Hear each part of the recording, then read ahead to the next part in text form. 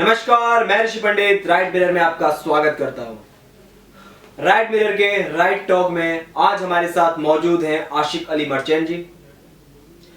5,000 करोड़ संपत्ति मामले में आशिक अली मर्चेंट जी आज कुछ खुलासे करने वाले हैं और आशिक अली मर्चेंट जी आज हमारे स्टूडियो में मौजूद हैं एक स्टिंग ऑपरेशन के साथ।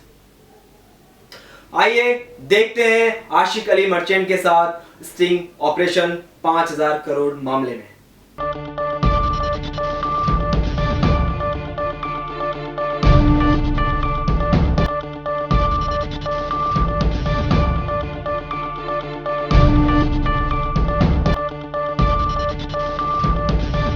नमस्कार, स्वागत है आपका राइट मिरर में।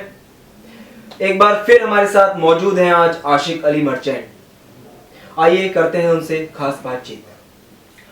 आशिक अली मर्चेंट जी, आपका हमारे स्टूडियो में बहुत बहुत स्वागत है।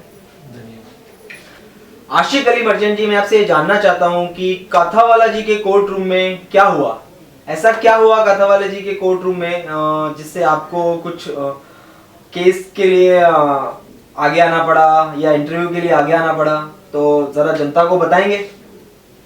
सबसे पहले तो मैं ये बताना चाहूँगा जी कि माननीय सुप्रीम कोर्ट के ये न्याय के तहत मेरे को आज बहुत प्रेरणा मिली जी सर कि मैं आप लोगों को बताऊं कि जस्टिस काथावाला के कोर्ट में हुआ क्या जी। और ये पहले आप देख लें।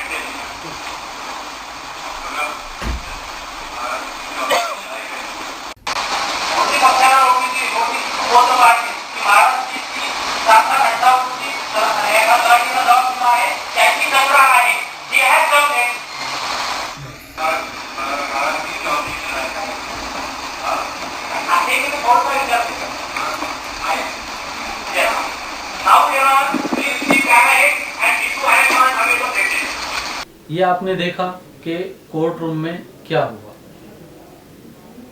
एक केस हुआ था R K. Anand versus registrar Delhi high court. ये केस से मैं बहुत प्रेरित हूँ। इसमें एक एनडीटीवी ने एक स्टिंग ऑपरेशन किया था कोर्ट रूम का, जिससे कई चीजें बाहर आई थी कि क्या क्या गलत हुआ है और किस तरीके से ये हुआ है। तो इसको लेके एक केस लगाया गया हाई कोर्ट में। हाई कोर्ट ने इसमें एनडीटीवी ने गलत किया, हाई कोर्ट ने ये बोला कि वो गलत किया, ठीक है, लेकिन इन्होंने बहुत करेज का और ब्रेव काम किया है और इस तरीके से इन्होंने करप्शन को एक्सपोज किया है और किसी के मिसचिफ को बाहर लाया है। तो ये ज्यादा इंपॉर्टेंट है और करेजियस वाला काम है कि ये इन्होंने मिसचिफ को बाहर लाया। अच्छा, तो सामने वालों का पिटीशन डिसमिस किया और जो सीनियर काउंसिल जिन्होंने केस लगाया था आर.के. आनंद जी, उनको उन्होंने कंटेम्प्ट का नोटिस दिया और उनको उन्होंने कॉस्ट लगाया। ओके सर, हाई कोर्ट ने ऐसा किया?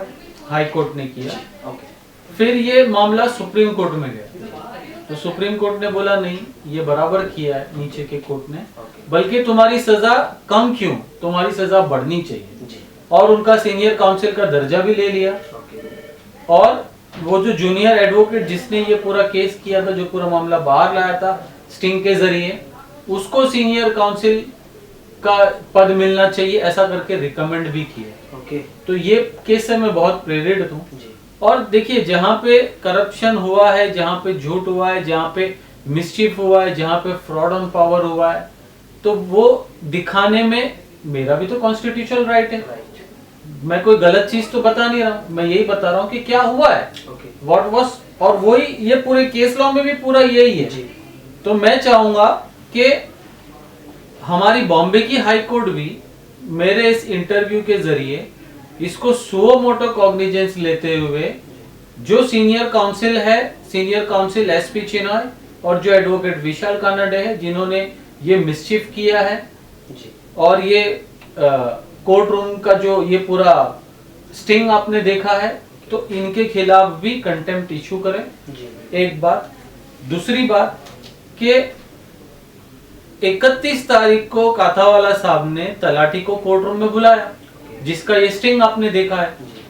तलाठी जब कोर्ट रूम में आया अपने रिकॉर्ड लेकर, तो इश्यू ये था काथावाला साहब के पास कि एक डॉक्यूमेंट मैंने दिया है म्यूटेशन एंट्री 3005, एक डॉक्यूमेंट आरोपी मनीष बावा ने दिया है म्यूटेशन एंट्री 3005। मेरे इसमें ऑब्जेक्शन थी महाराज सिंह की, उसने उसके म्यूटेशन एंट्री में नहीं थी क्योंकि उसने डिलीट किया था अपनी स्टोरी को शूट करने के लिए। ठीक है। उसने इरेज करके, डिलीट करके, टेम्पर्ड करके लाया था। तलाठी कोर्ट में आया, काथावाला साहब ने उसको पूछा महाराज सिंह का ऑब्जेक्शन है? तलाठी ने बोला हाँ है। ओके। तो काथावाला साहब के सामने ये बात क्लियर हो गई थी कि हमारी म्यूटेशन एंट्री जेन्युइन है, उसकी म्यूटेशन एंट्री भी फॉर्ज्ड है और उसकी एफिडेविट भी झूठी है जो उसने कोर्ट में दिया। बिल्कुल। काथावाला साहब ने 31 तारीख को ये सब चीज रिकॉर्ड पे नहीं ली। एक पब्लिक सर्वेंट आया था कोर्ट रूम में आपके बुलाने पे जी। और उसने रिकॉर्ड पेश किए, तो आपने रिकॉर्ड पे नहीं लिया उसका स्टेटमेंट पूरा। आपने 1 महीने के बाद हियरिंग रखी, तो आपने अगर उसी दिन पाया था कि मेरी नोटिस ऑफ मोशन सही नहीं है, तो उसी दिन डिसमिस कर देते 31 तारीख को।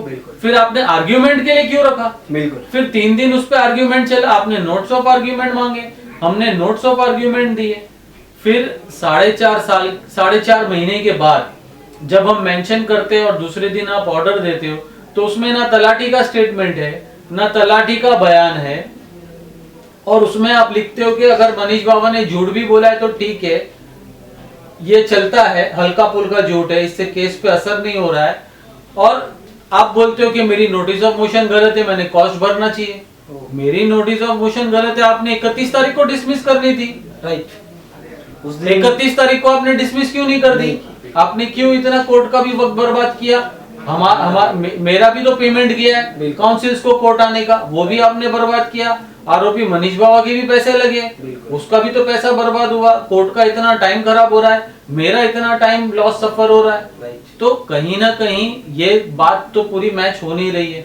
और दूसरी चीज, आज भी रिकॉर्ड अवेलेबल है, महाराज सिंह का ऑब्जेक्शन आज भी है, उसकी एफिडेविट झूठी है। और 31 अगस्त को बॉम्बे हाई कोर्ट के दूसरे कोर्ट रूम में, जस्टिस श्रीराम जी के कोर्ट रूम में एक केस चल रहा था, उसमें एक झूठा एफिडेविट था। जस्टिस श्रीराम ने एकदम सख्त ऑर्डर दिया कि अगर कोई भी हाई कोर्ट में आके अगर झूठा एफिडेविट देगा, वो केस पे असर हो नहीं हो, हल्का हो भारी हो, ये गलत है। ऐसा आदमी समाज के लिए बहुत ही खतरनाक है और इसको कड़ी से कड़ी सजा मिलनी चाहिए।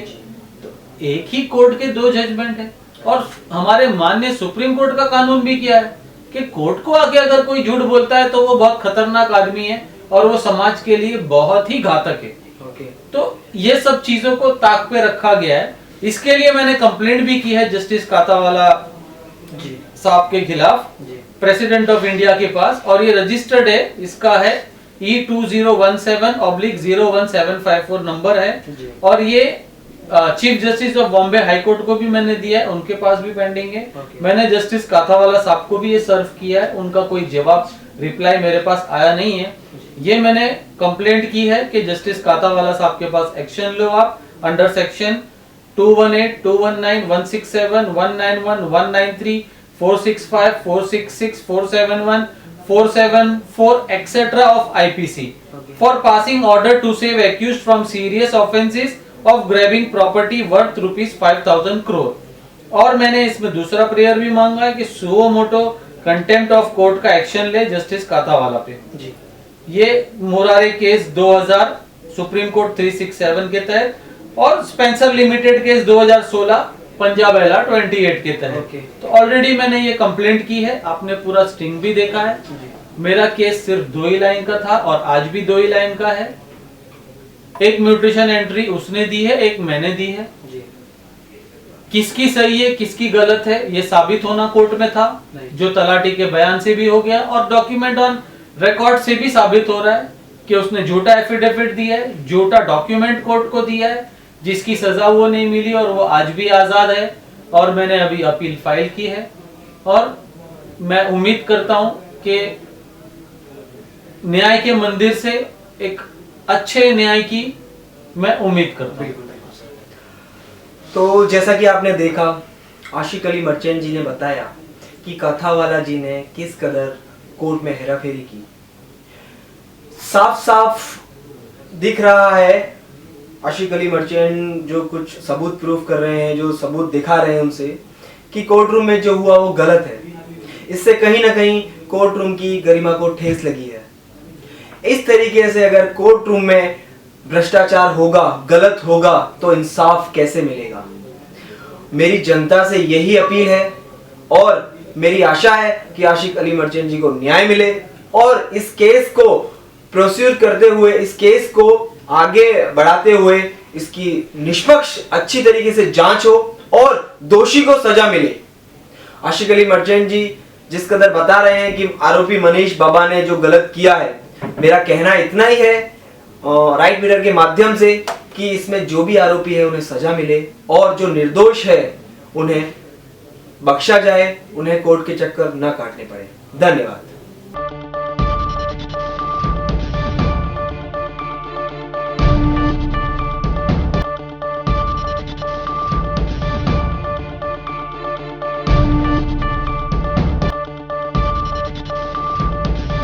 तो आपने देखा कि आशिक अली मर्चेंट ने किस कदर एक स्टिंग ऑपरेशन दिखाया और कोर्ट में जो हुआ उसको दर्शाया।